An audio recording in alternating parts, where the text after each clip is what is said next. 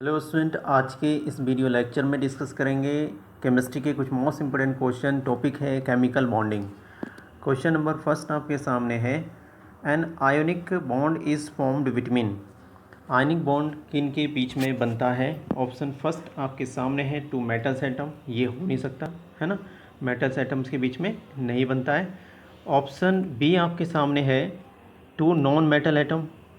Option C आपके सामने है, one metal and one non metal atom. और ऑप्शन डी आपके सामने है, one metal and one metalloid atom. तो यहाँ पे जो स्टूडेंट सही आंसर होगा वो कौन सा होगा? सी ऑप्शन जो होगा वो सही होगा, यानी वन मेटल और वन नॉन मेटल के बीच में बनता है। अगर हम बात करते हैं NaCl की, तो देखो स्टूडेंट, NaCl भी एक तरह का आयनिक कंपाउंड होता है। Na और Cl के बीच में जो बॉन्ड होता है वो कौन सा होता है? आयनिक बॉन्ड होता है। Na जो मेटल्स हैं वो इलेक्ट्रॉन को डोनेट कर देता है, और जो नॉन मेटल होता है वो इलेक्ट्रॉन को एक्सेप्ट कर लेता है। इसलिए हम बोलते हैं मेटल और नॉन मेटल के बीच में आयनिक बॉन्ड बनता है। आगे बढ़ते हैं क्वेश्चन नंबर 2।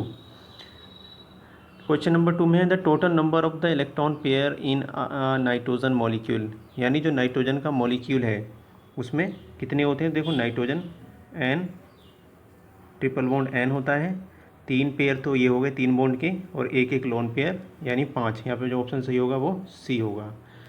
ठीक है, आगे बढ़ते हैं। क्वेश्चन नंबर 3 आपके सामने है।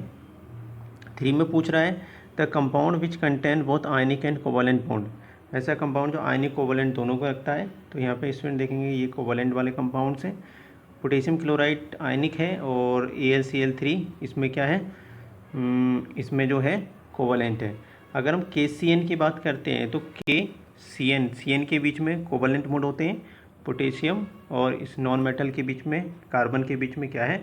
Ionic bond.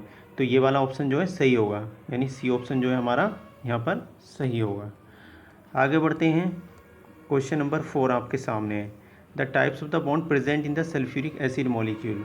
यानी सल्फ्यूरिक एसिड के मॉलिक्यूल में जो बॉन्ड्स होते हैं ओनली कोवलेंट, ये हो नहीं सकता। आगे बढ़ते हैं। Ionic and covalent, ionic and covalent बिल्कुल सही है, कोऑर्डिनेट कोवलेंट नहीं होता। और डी ऑप्शन में कोऑर्डिनेट कोवलेंट आयनिक। यानी यहाँ पे हम बात करते हैं तो ionic bond and covalent bond दोनों होते हैं।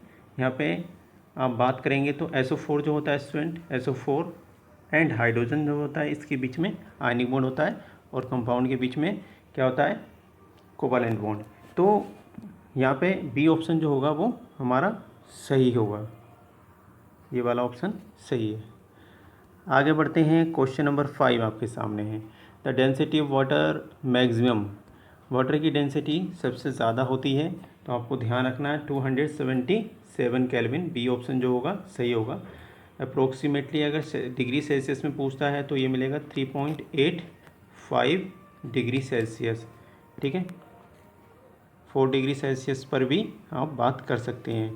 तो अब नेक्स्ट क्वेश्चन आपके सामने है, question number 6, the density of ice is lesser than of water because.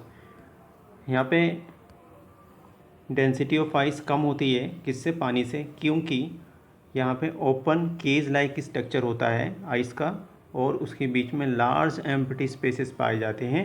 यानी बी ऑप्शन जो होगा सही होगा। क्वेश्चन नंबर 7 आपके सामने है। इसमें बोल रहा है, in which of the following the central atom is surrounded by 4 electron pair. तो इसमें जो सेंट्रल एटम है किससे सराउंडेड है? 4 इलेक्ट्रॉन के पेयर से। देखो, ऑक्सीजन है, ऑक्सीजन के साथ इस तरह से 2 हाइड्रोजन एटम मैंने लगा दिए, तो 2 पेयर तो ये हो गए, और यहाँ पे 2 लॉन पेयर होते हैं, तो 1 2 3 4 इसमें हो गए। अमोनिया की बात कर लेते हैं, तो सेम अमोनिया में भी देखेंगे N 1 2 3 बॉन्ड हाइड्रोजन के साथ हैं, और एक लॉन पेयर, यानी 3 बॉन्ड 3 पेयर, और एक लॉन पेयर के 4 हो गए, यानी बी भी सही है। अब सी ऑप्शन में मिथेन में देखते हैं, तो मिथेन में भी क्या होगा? इस तरह से कार्बन 4 हाइड्रोजन बॉन्डेड है, तो यहाँ पर भी 4 हो गए, यानी हमारा जो आंसर होगा सही वो डी ऑप्शन जो है करेक्ट है, ऑल। ठीक है, लास्ट क्वेश्चन की बात करते हैं। CO2 is iso structural with. CO2 का जो स्ट्रक्चर होता है स्टूडेंट वो लीनियर होता है, इस तरह का, कार्बन ऐसे ही ऑक्सीजन के साथ। लीनियर शेप में स्ट्रक्चर होता है, तो ये किसके समान होगा, ध्यान रखना है। ये है इथाइन, और इथाइन में इस तरह से C, और ये हाइड्रोजन, ये भी कैसा होता है, लीनियर फॉर्म में होता है। तो हमारा जो सही आंसर होगा वो D होगा। ठीक है, बाकी एक क्वेश्चन हम नेक्स्ट वीडियो में डिस्कस करेंगे।